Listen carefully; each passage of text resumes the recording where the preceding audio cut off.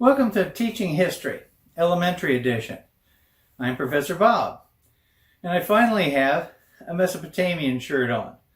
Although it is a Rolling Stones Bridges to Babylon shirt, but it does have a nice creature on the front of it. I will switch at my desk to something that has Gilgamesh on it to give him a break. Well, we're on Mesopotamia with teaching Emma.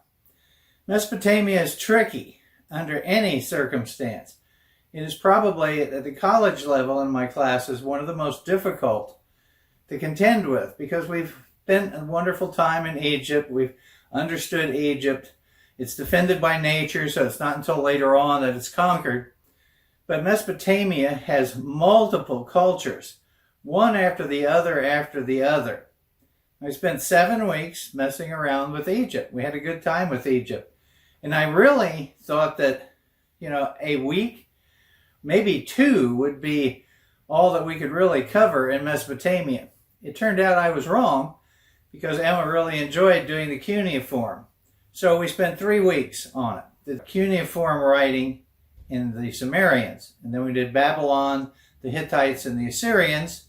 And then we did the Phoenicians and the Neo-Babylonians and the Persians. And then we went on to Greece. Now the problem with Mesopotamia is twofold. One is, as I said before, multiple cultures who take over one another violently. So do you really want to spend as much time on conquest and military with a 6 or 7-year-old or an 8-year-old when I can cover it again in high school and or college? So we stuck with the cultural aspects. Although I talked about showed pictures of military equipment, do not have a lot of military equipment from this period. What I usually use is this, which has multiple uses to it. The Persians used something similar to this. The Roman cavalry used something similar to this.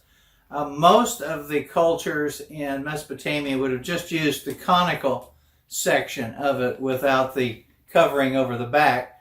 And with the Assyrians, there are only like 4 Assyrian helmets that survive from the period. And they're all like this, except they're pointed without the backing on it. But you never know what you might find.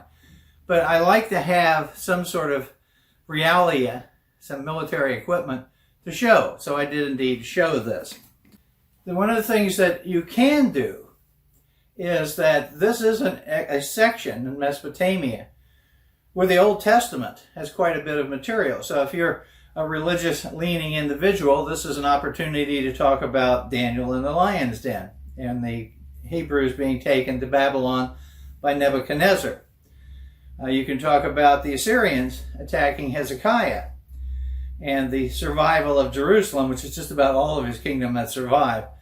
But there's an interesting point about the Hezekiah piece, and that is, for a long time, scholars reading the Old Testament did not believe the Israelis' discussions of the Assyrians, because the Assyrians are almost completely obliterated by other cultures. They hated them. They're the most hated people in the ancient world. So a lot of times, the description, for example, is Jonah going to Nineveh, how tall the walls are, how big the city was. People thought that that was made up by the Hebrews. And then the excavations discovered it. And the discovery at Nineveh and the discovery at Ashur and other places in Iraq in the 18 and 1900s, that indicated that not only were the Hebrews correct in their discussion, but the buildings were bigger than they had anticipated. And in the process, they found what is called the stele of Hezekiah. It's a stele that shows Hezekiah bowing down to the Assyrian king. And so what we have is a unique moment. We have a king of Israel authenticated by the Assyrians, and the Assyrians authenticated by the Old Testament Hebrews. So it is an interesting situation. Of course, the Persians come in and release the Israelites from Babylon and send them back to Jerusalem, so they get some really good press too. So you can play with various stories in the Old Testament with Mesopotamia. You have For example, Abraham leaving Ur and moving away. So there are some things that you can play with. There's not a lot of materials available. I found a fake cuneiform tablet, which is kind of nice. And otherwise, there wasn't any excavation material that I could get for her. So we basically stayed with the cuneiform. And what we did was, when we did the first lesson, Emma was told to bring some Play-Doh. Something I would never do in high school. And you just don't do in college anyway. But, because the kids will be taking pieces of it and throwing them into each other. And the idea was, I had sent her a stylus. You can actually find styluses online. I think they were $25 for $1.99 or something. And the idea was, she had a chart with which she could put her name in the cuneiform. Well, I decided that I would show her how writing started. And of course, in Mesopotamia, it starts with tokens. And then the tokens are then put into what's called a bullae, which is a clay envelope. And then you would carry that to the owner who purchased the items. They would break it open to make sure they had all their little markers. And then somebody decided that why do we have to have this big envelope with the little tokens when we could just take a piece of mud and impress the tokens examples on it. And so that is the theory of how writing came about. Well, we started doing that, and she loved it. She did the little tokens. She made the bullae. Her mother helped her make the Play-Doh into a bigger thing. Then we opened it up, got them out, and then impressed them on another piece. So it was really, from an artistic standpoint, a really good art project to do. And I found out later on during the whole week she was writing cuneiform and doing other things like that. But other than that, we got to the Phoenicians. Of course, the Phoenicians are the people who provide purple dye in the ancient world. So I brought this piece of purple velvet or purple satin and showed her where the Phoenicians got that and how that was very expensive, and it was the color of the kings. And I told her that at one point Cleopatra of Egypt bought a whole year's supply so she could dye her sails on her main barge. Well, a few weeks ago we were in Denver doing the gladiator game, which you've probably already seen, and I have a little miniature king in purple. And I asked Emma, I said, why is he wearing purple? And she said, because only the kings can afford it because it's too expensive. And so she remembered that lesson. But you have a couple of issues with Mesopotamia. One is constant change of religion. So polytheism, I usually keep a standard set when I teach it in college and show how there are various changes, because what happens is when one culture is conquered by another culture, they move their person up to the top or the next to the top and then leave everybody else. And then when you have the Hittites come in, they are not from the region. They're Indo-Aryans probably, and they have a completely different religion, but they recognized that if you want to really cause trouble, make people change. So they incorporated the Mesopotamian religions in. The other thing that's we just briefly touched on is, of course, the Egyptians believed in an afterlife. The Mesopotamians, for the most part, do not. The king might get one, and if you're a servant and go with him to the afterlife, maybe you get to go too. So there's some things that we talked about. So we spent most of the time on culture, the architecture, and showing artifacts. So it worked out pretty well, and a nice base. Once we got through the middle section with the Babylonians, the Assyrians, and the Hittites, then it was a little easier to do. And so that was some of the things that we did with Mesopotamia. There is, it's not for small children, but there is for older children. I got it for my high school children. A Choose Your Way Through Mesopotamia. It's a book where various incidents occur and you choose how to respond to them. And in the end, you find out what happens to you according to Mesopotamian law. So there's one case where this man gives this little boy a toy or a figure of some sort. But later on, it's found out that it was stolen, and the kid gets executed. It's a pretty rough justice at this particular time. And there are all of the different names that come in. Assurbanipal, Nebuchadnezzar. You have all those. So I talked about Hammurabi. I did go through the Gilgamesh epic.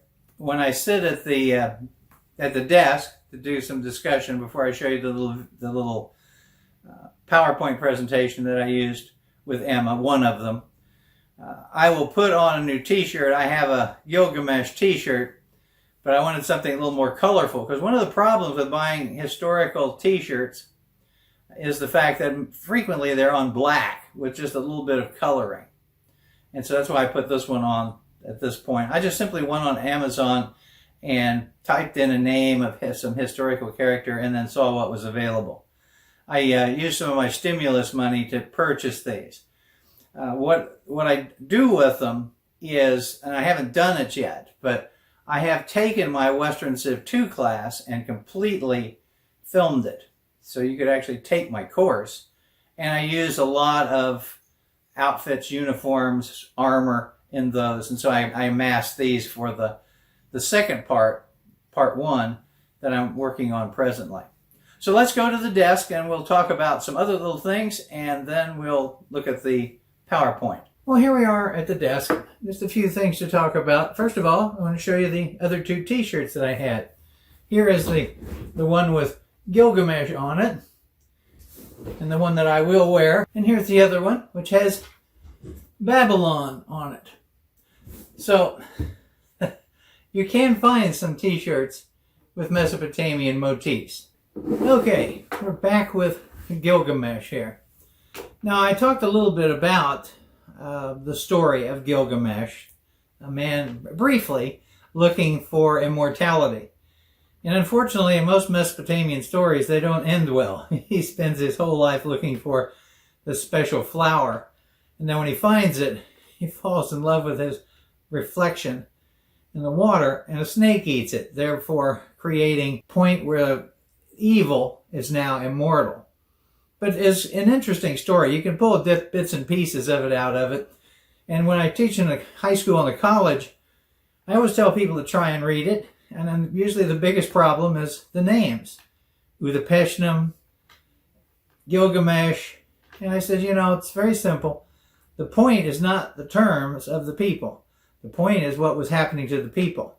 So if you want to be Gilgamesh, change Gilgamesh to your name. And you can change other people's names so that perhaps the whole cast of characters is you and your friends, such as Gilgamesh and Enkidu, and then people that you don't like that you could put in. But the whole story will be the same. It'll just have different names to it. And I do that periodically, particularly at the Renaissance, and you're going to hell with Dante. But it's one thing. And it is very widely found in cuneiform tablets throughout Mesopotamia by different cultures. And you'll see that on the PowerPoint presentation. Now I want to show something that you've seen before, just briefly. And that's this writing box, which I talked about in ancient Egypt. It has a section on cuneiform, and it comes with a little chart that you can use. So Emma used this to kind of figure out how to write her name. There are also some things online that you can find. And as I said before, she played with the Play-Doh, which worked spectacularly. Because quite frankly, you took mud and you made your clay presentation, and then if you wanted to keep it, you just put it out in the sun. You could bake it and make it survive longer. One of the odd things that happened is when they began discovering these cities with the cuneiform, they were almost liquefying. And so they initially tried to heat them up, and they exploded. An American archaeologist came up with the technique of baking them so that they would survive. But we have more than 1.5 million cuneiform tablets that are in the process of being deciphered. Hopefully we can get an AI to do that. Now, there weren't a lot of special projects to do for Emma. She did build a ziggurat, which is the term for their step pyramid style temples. And he was very familiar. So why don't we call it a step pyramid? And I said, well, we need to change it for the culture because it is different. It's not a tomb. And so she did that. She did a cuneiform. She did some artwork on the wall where we had the Egyptian temple and the cave, and drew Babylon in some way, shape, or form. And then toward the end, I went ahead and gave her the archaeological dig item that we would go into for the early Greeks, so she could begin excavating that in advance. So there wasn't as much material. There were several books that I will show you as we go along through the PowerPoint presentation. And then we will go on after I finish. Of course, the next time I see you, we'll be beginning Greece. So let's get started with the PowerPoint. Here's the opening slide of the presentation, and it has Emma working on her cuneiform. And it's a picture of myself taken by my wife when we were on our honeymoon in the Louvre. I'm standing next to the Code of Hammurabi. And then there's some objects that we'll look at a little bit later on. And as I've always done, there is always a set of words that we use for our lesson. So you can see here they're Mesopotamia, cuneiform, ziggurat, the Tigris River, and the Euphrates River. Now she has a card, and I pronounce the word, and then she parrots it. And we do that a couple of times. We'll also do that at the end. So we start every lesson. There's also one where I have last week's lesson as well. Now it's time for our geography piece. Mesopotamia, the land between two rivers. So here's the topographical map, which shows the mountains and the desert area. And you can see where Egypt is and Israel and the Tigris and Euphrates River. And then I showed her this picture of the modern day political structure of the area and talked about where the different sites are located here and why it is so difficult to do excavations in this region now because of all the fighting. And so there's a little bit of discussion at that point. Here is a picture of the Tigris River, and here is a picture of the Euphrates River. They're not anywhere near as long as the Nile. They're not as pretty in many cases as the Nile is. And they don't have the same positive feeling from the people. They were very unpredictable. There was no such thing as having Nilometers and trying to figure out when the flooding would take place. They were considered pretty wild rivers. Here's a map that shows the area where the Sumerians ran their culture and eventually expanded up into Akkad, which became Babylonia. The one thing that is really nice about this picture, it shows it at the time of the ancient world. And then you can see, if you look at the Persian Gulf, you can see how it also shows you where the modern day boundaries are. And I like to use this a lot because I watched a documentary one time where they showed which is actually on the river or near the coast. And then, of course, it's the middle of the desert. And people say, well, this is because they damaged the ecology and everything disappeared. Well, the rivers silted up that part of the Persian Gulf, just like the rivers silted up all sorts of harbors and bays in places like Troy and other ancient cities. So it's important to get a nice map of the ancient world if you can find one. And what disappoints a lot of people about all the cuneiform tablets is a large number of them, a great percentage of them actually, are business records. And this is one of the reasons why the Sumerians are frequently referred to as the first businessmen. So here is the evolution of cuneiform. And remember, as I was talking about this with Emma, she was replicating it. I didn't think that she would do that, but she did. So you start out with tokens, and each of those tokens represents an animal or a different type of animal. And so when you went to purchase objects, you got the animal and you got these tokens to keep track of them. Well, they were always afraid that people would lose them. So then they came up with this. And so here you see the tokens, and then you see in the back a bullae. It's a clay envelope. It's a clay thing that you would put all of these inside of it, and then you would carry the bullae with you. And here's an example of one where they have cracked it open, and you can see the different tokens on the inside. But ultimately, they decided that why don't you just put the impression of the token on a flat area. And so here we have an example of that. 3 sheep and 7 other animals. And that is considered to be one of the earliest forms of writing. And then it ultimately goes from that to what you see here, the cuneiform tablet. And each one of those divisions, those little rectangles, can be a sentence, can be a word, can be all sorts of things. And then there's the stylus,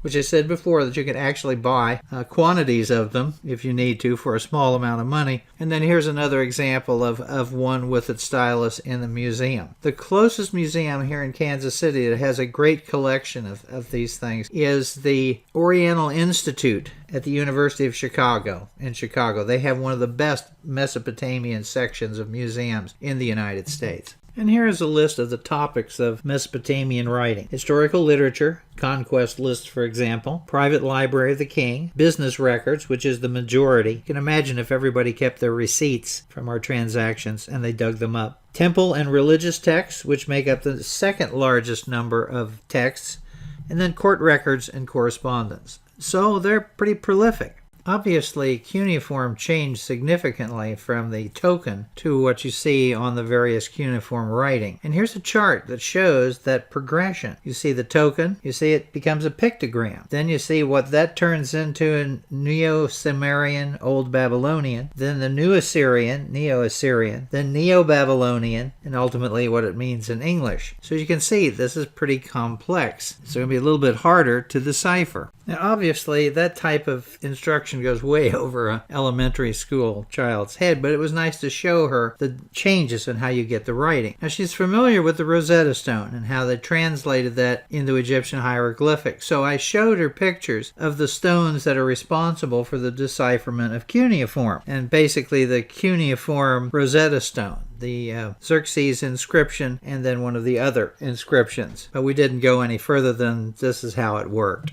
Now it's time for some examples. So here is a very large cuneiform tablet, which you can very easily see the separations. Then here's a picture where you have a large one and some smaller ones. This is a picture of one of the smallest cuneiform tablets. Then this picture shows what happens when your city's destroyed. This is the city of Ebla's library of tablets, and they simply were hardened in the fire that destroyed the city. And the final picture here is the one that shows how people were what they were doing to try and get copies of these so that they could study them further away. Now, of course, we've got scanning and all sorts of other things. But in the early days, you poured latex on it and hoped you got a good impression and tried to make another impression. Here's a map showing Samaria, so we can get reassociated with the area as we look through the culture. Here's a model of what the ziggurats looked like, which she really called a step pyramid, but it was built differently, as I explained. And then we see some of the artwork. Here we have some of the idols and priests, and here we have one that's carved out of ivory, one standing and one seated. You can always tell the Sumerian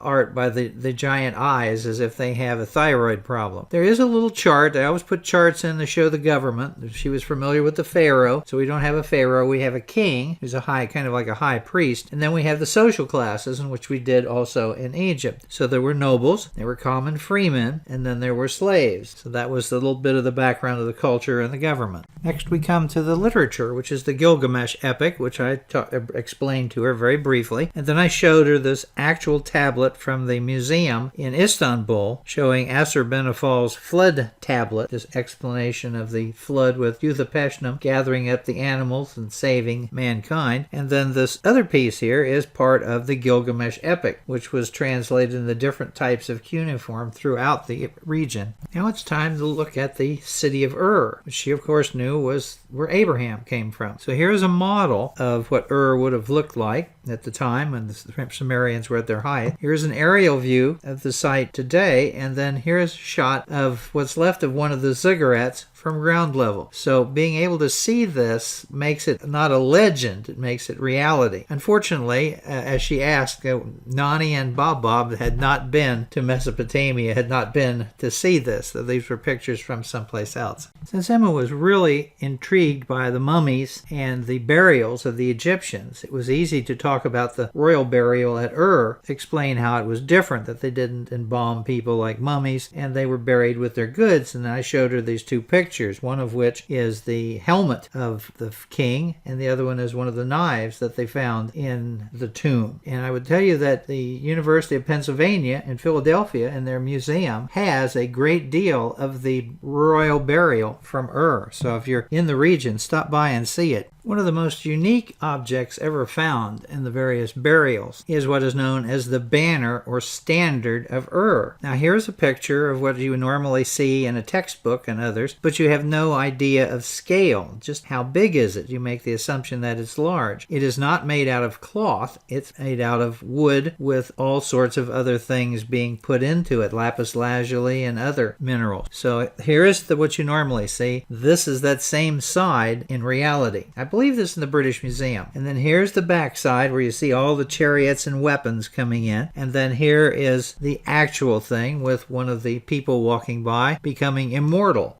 As Emma would say, it's time to look at their bling. So here are some of the artifacts that are on display both in Pennsylvania and in other places. Here we have these gigantic earrings. Those are made out of gold along with a little headdress. And then here we have a little game board with what looks like dice pieces and a pomegranate. And here's a closer view of the gold pomegranate. And then there is a set of necklaces, again made out of gold and lapis lazuli. And this picture is of this headdress, how it was found. This is how it restored, and you see it in the on the mannequin here. And if you go to Philadelphia, this is the royal headdress on display that was located at the Ur burial. Here we have a wooden goat with a lapis lazuli covering in a bush, and then we have a harp, musical instrument, the beautiful solid gold cup. There's another one of the cups and a gold bull. So these were all these things were found in the various burials associated with the Sumerians.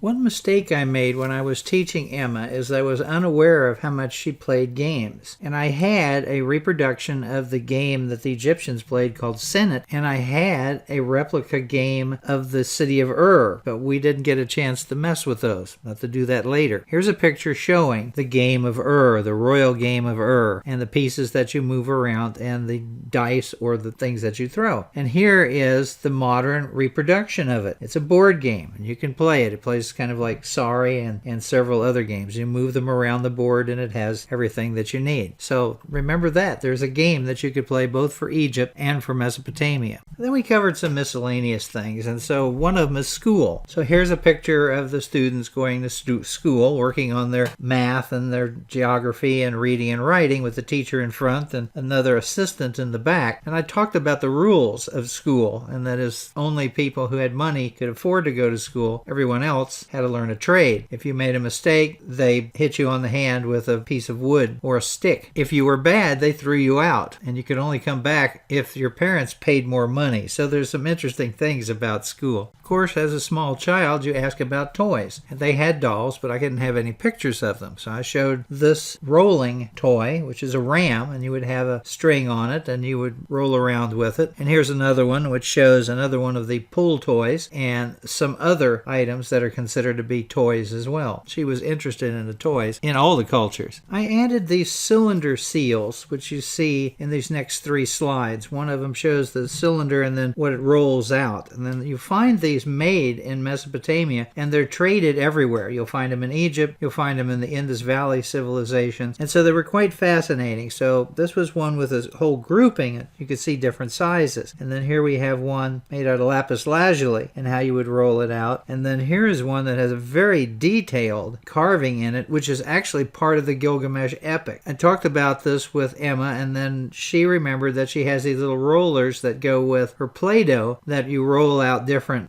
things and they make different characters. So that was one way to connect the period of Mesopotamia to what we have today. And finally, we come to the end. It's time for what the contributions were of the Sumerians. Money was created, business records, they had their own written language, they may have been the first to use the wheel, and they traded with India. So those were the contributions. And then we went back to our words for the lesson: Mesopotamia, cuneiform, ziggurat, Tigris River, Euphrates River, and we did a little discussion on that, and then we were finished. So I hope this helped you if you're interested in doing a little Mesopotamia with your elementary school children. And as always, thank you very much. Here are the 3 books that I sent out to Courtney to use with Emma for Mesopotamia that I bought off of Amazon. Mesopotamia for Kids, which talks about the ziggurat. 7 Great Cities from the Ancient World, which has Babylon in it, but it also has other cities that we'll get to. And then this Hands on the History of Mesopotamia, which are art projects.